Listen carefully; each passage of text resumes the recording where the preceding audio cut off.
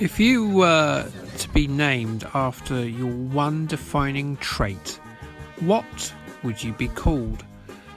I would be called Mr. Lazy at Editing, Mr. Innuendo, Mr. Lonely, or Mr. Unmotivated. Well, I guess anyway. Or maybe even Mr. Honest or Mr. Self-Deprecating. After these titles, it might be Mr. Hopeful not to play Spectrum educational titles ever again. But I guess we'll get to that. The Mr. Men, as you probably well know, have their origins in children's literature.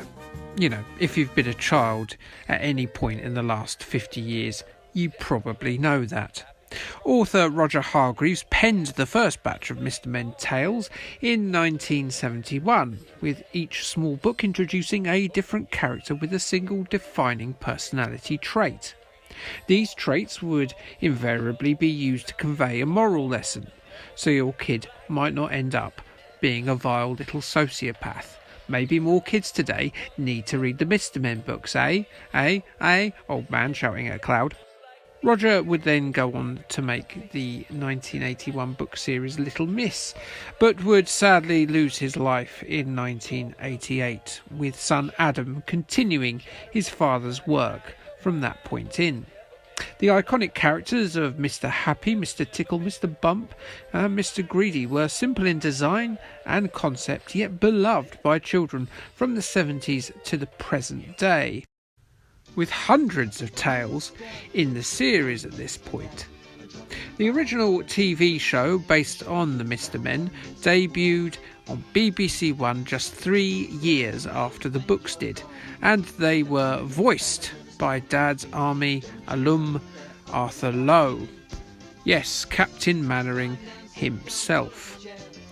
28 episodes were broadcast, and a follow-up series of Little Miss adventures were voiced by John Alderton and his wife Pauline Collins in 1983.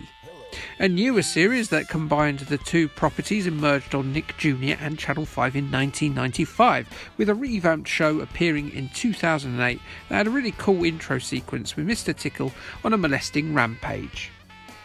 20th Century Fox were aiming to put out an animated movie of Mr. Men several times since 2010, but everything's gone a bit quiet on that since the Disney merger a couple of years ago.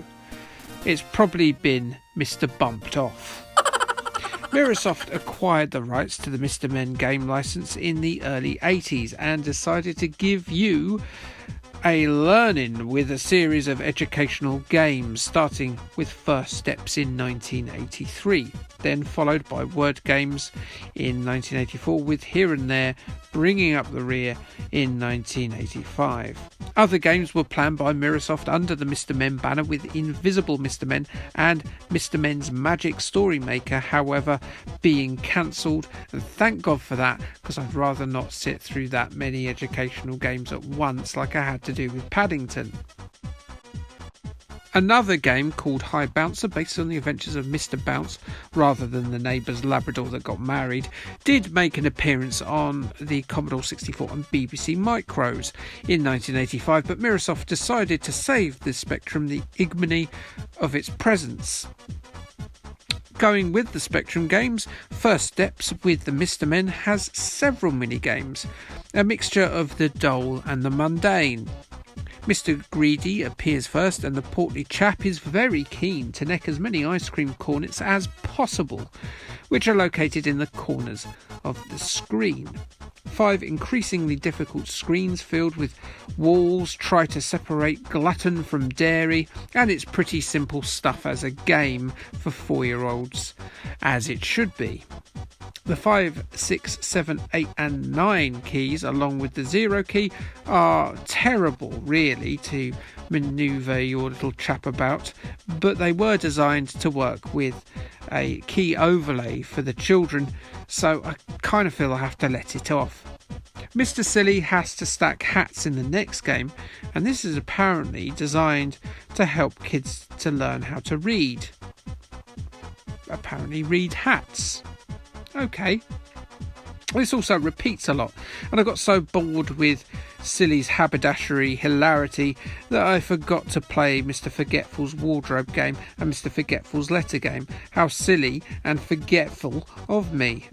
Crash had a look at it, but it was more a glance than a proper review. Though they did say it's too simple for its target audience of 4 to 8 year olds and perhaps should have been aimed at 2 to 6 year olds instead. Word Games with Mr. Men came out next and features an incredible 9 games, which are actually just variants on the same game. That being mastering the words for opposite things. Several Mr. Men's sprites are stretched and squashed and contorted like they've eaten a Super Nintendo's Mode 7 chip. And then the Spectrum insults them a lot. Maybe he's not fat, huh? But just big boned, okay? You insensitive microchipped swine. Still, it's the one game where the Mr. Men admit to getting high. That might be why the world just changed colour. He's off his coconut. The game really isn't much beyond this. Either something is this or it's the opposite of that. And there's only 10 combinations or thereabouts of opposites anyway. And whether you type it out or choose from a list, it's severely limited. Crash once again surmised that the age range should have been lowered from its 8-year-old target, as most kids that age have outgrown the Mr. Men. Your Sinclair's precursor, Your Spectrum, gave it a 5 out of 5, which is interesting. Is this how Your Spectrum learned how to read or something? They declared it as the best educational package on the Spectrum. Wow. For that, I actually think you should play Shoe People, because that game is much better. Mind you, it wasn't out at this point, so I shouldn't be too harsh on them. Finally, we have Here and There with the Mr. Men that followed in 1985, and poor old Mr. Tickle is in a terrible state. This collection of blobs is in fact Mr. Tickle, and yes, it is supposed to look like this. I was convinced my computer hadn't loaded the game correctly when I first booted it up. But no, Mr. Tickle is a shattered mess on the outside of this box, and he has to recombobulate himself inside the box, and it's all a bit weirdly gross if you ask me. Mr. Tickle then has to achieve his Me Too complaint by molesting Mr. Grumpy through a window. You must pre-program his grasping mitts to launch through and grab a lump of Mr. Grumpy's meat against his will. There is a follow-up to this, thankfully, where you control 4 Mr. Menzies as they try to surround the rapey orange japester and attempt to bring him to justice. It's like drafts, I think, though I've never actually played drafts. You have to stop Mr. Tickle from reaching the other side of the screen, where I suspect lies a lot of people with a taste for litigation, and only Mr. Bump & Co can stop Mr. Tickle getting the sort of reputation that did for the band The Lost Prophets. Here and There is probably the best out of the 3, certainly the most varied, so thank God for the handsy tangerine sex case and his touchy-feely ways. Crash were once again the only publication to give time to Mirrorsoft's Mr. Men malarkey. They said it was a good, well-designed game which would be useful in a primary school as well as at home. I'm not actually sure what we're supposed to be learning here though.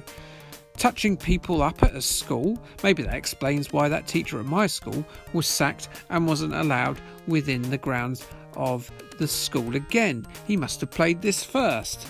Well, that's it then for the Mr. Men. Sorry it's a bit of a short video about 3 games, but they're educational games. There's not much to talk about.